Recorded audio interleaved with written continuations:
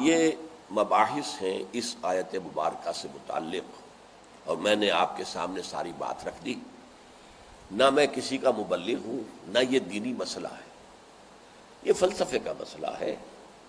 اب فلسفے میں بہت سے مسائل ایسے پیدا ہو گئے، سائنس کے مسائل ہیں کہ جو کتاب و سنت یا کم سے کم حدیث کی بعض چیزوں سے ٹکراتے ہیں۔ اب اس میں آدمی غور کرے گا، سوچے گا۔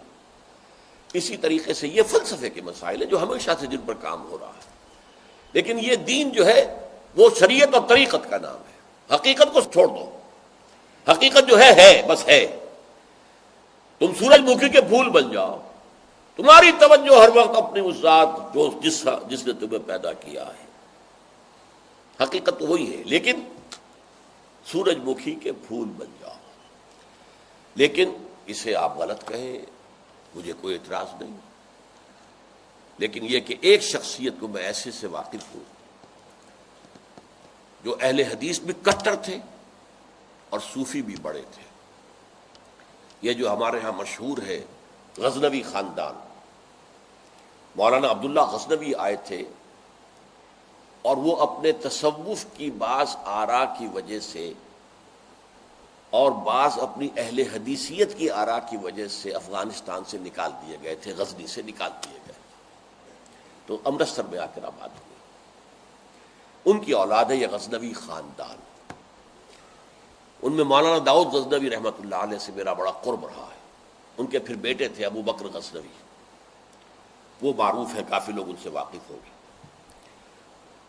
داؤد غزنوی رحمۃ اللہ علیہ یہ دو متضاد چیزوں کا مجموعہ تھے، تصوف بھی اور اہل حدیثیت بھی۔ عام طور پر اہل حدیث کی ساری توجہ ظاہر پر رہتی ہے، وہ باطن میں جھانکتے ہی نہیں، اندر نہیں جاتے، فلسفے سے کوئی تعلق ہی نہیں۔ لیکن فلسفہ اور تصوف یہ جڑے ہوئے آپس میں چولی دامن کے ساتھ۔ انہوں نے ایک دفعہ منٹگمری میں، جو اب سائیوال کہلاتا ہے، آ کر تقریر کی۔ اہل حدیث مسجد تھی، میں بھی گیا ہوا تھا سننے کے لیے۔ انہوں نے وہ اہل حدیث نوجوانوں سے کہہ رہے تھے کہ دیکھو تم اپنے مسلک پر قائم رہو، ہم غیر مقلد ہیں، ہم کسی کے مقلد نہیں ہیں، نہ ابو حنیفہ کے نہ مالک کے، لیکن کبھی بھی ان ائمہ کی توہین نہ کرنا۔ یہ ہمارے عام نوجوان جو کہتے ہیں ابو حنیفہ کو کیا پتا تھا، ابو حنیفہ کے پاس تو علم ہی نہیں تھا، ابو حنیفہ تو جو ہے علم حدیث میں کورے، یہ توہین کے الفاظ کبھی استعمال نہ کرو۔ اچھا، اس واعظ کے ساتھ انہوں نے مثال دی کہ دیکھیے شیخ محی الدین ابن عربی رحمۃ اللہ علیہ کے سب سے بڑے مخالف شیخ احمد سرہندی رحمۃ اللہ علیہ تھے، دونوں کے لیے رحمۃ اللہ علیہ کہا۔ میں حیران ہو گیا، یہ وہابی آدمی، کٹر وہابی اہل حدیث، اور یہ شیخ ابن عربی رحمۃ اللہ علیہ کہہ رہا۔ خیر، میرے دل پر بھی اثر ہوا کہ بڑی وسعت ہے ان کے فکر و نظر میں۔ میری اہلیہ کے چچا تھے، ان کے ایک بیٹے، سب سے چھوٹے بیٹے یہاں مجمع میں موجود بھی ہیں، شیخ فضل الرحمان مرحوم۔ ان کے بہت گہرے تعلقات تھے یہ جو خاندان غزنوی خاندان سے۔ انہوں نے شام کو کھانے پر بلایا، مجھے بھی بلا لیا، میں ان کا داماد ہی تھا نا۔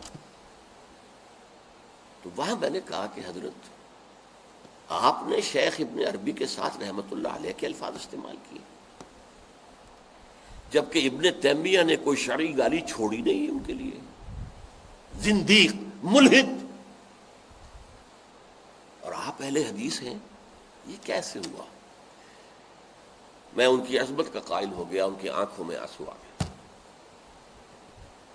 کہنے لگے ڈاکٹر صاحب یہ دونوں ہمارے بزرگ ہیں، ہم خرد ہیں، آپس کے اختلافات وہ جانے، ہم چھوٹے ہیں، خرد ہیں، خرد رہنے ہی میں عافیت سمجھتے ہیں، ہمارے لیے دونوں محترم ہیں۔ اور مسجد میں انہوں نے ایک مثال بیان کی تھی کہ شیخ احمد سرہندی رحمۃ اللہ علیہ نے شیخ ابن عربی کے بارے میں اپنے مکتوبات میں لکھا ہے، ما ذل بردار خان ایشانم لیکن چکنم معاملہ صفات باری تعالی است، کہ ہم شیخ ابن عربی کے دسترخوان کے جھوٹے ٹکڑے کھانے والوں میں سے ہیں۔ کون کہہ رہا ہے؟ مجدد الفسانی کہہ رہا ہے۔ ماں ذل بردار خان ایشانم، ان کے دسترخوان کے سوکھے جوڑے ہوئے جھوٹے ٹکڑے کھانے والوں میں سے ہم ہیں، لیکن کیا کریں، معاملہ سے بات باری تعالیٰ، یہ باری تعالیٰ کی صفات کا معاملہ ہے، ہمیں اختلاف کرنا پڑ رہا ہے، اختلاف ہم کر رہے ہیں، لیکن ہم ان کے دسترخوان کے جھوٹے ٹکڑے کھانے والے۔ یہ کہہ رہے ہیں شیخ احمد سرہندی رحمۃ اللہ علیہ، جن کے بارے میں مشہور ہے کہ ابن عربی کا یا تو مخالف اول ابن تیمیہ رحمۃ اللہ علیہ، اور یا پھر مخالف دوم جس نے جوابی فلسفہ پیدا کیا وہ شیخ احمد سرہندی رحمۃ اللہ علیہ۔ تو یہ ہے کہ ان چیزوں کے بارے میں اپنے سینوں کو وسعت دیجیے، آپ ابن عربی کی بات کو چھوڑ دیجیے، پھینک دیجیے، لیکن توہین نہ کیجیے، اس کو خام خواہ کفر سے تعبیر نہ کیجیے۔ یہ چیزیں جو ہیں، اور پھر ہمارے سارے صوفیہ جو اس کے قائل ہیں، پھر ان سے بدزنی ہو گئی، میں صرف اس لیے کہ وہ بدزنی اور دلی نفرت کا معاملہ ختم ہو جائے، میں یہ ساری بحث اس لیے کیا کرتا ہوں، ورنہ میرے عام دروس میں ان مسائل پر گفتگو نہیں ہوتی، بڑے گہرے مسائل ہیں اور ان کا سمجھنا عام لوگوں کے لیے ممکن بھی نہیں ہے، بلکہ عام آدمی کے، یہ جس کو کہتے ہیں نا ہوشدار کے رہ بردب تیغست قدم را، ہوشیار رہ جاؤ، یہ تم جو چل رہے ہو یہ تلوار کی دھار کی طرح کا راستہ ہے، کاٹ کے رکھ دے گا تمہیں۔ جیسے ہم کہتے ہیں پل صراط جو ہے وہ بال سے زیادہ باریک ہوگا اور تلوار کی دھار سے زیادہ تیز ہوگا، جس پر سے گزرنا ہے قیامت میں، یہ کہاوت ہے۔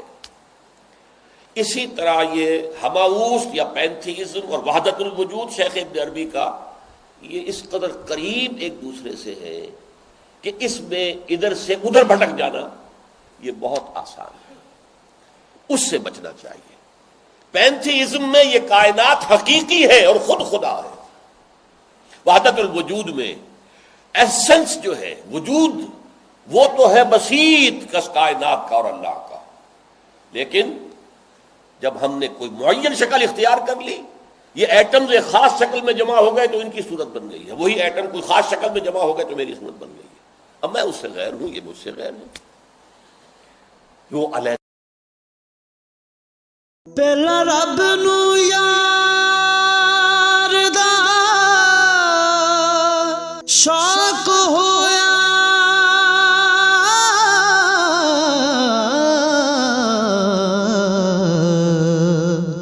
نبی پاک دا کرن جمال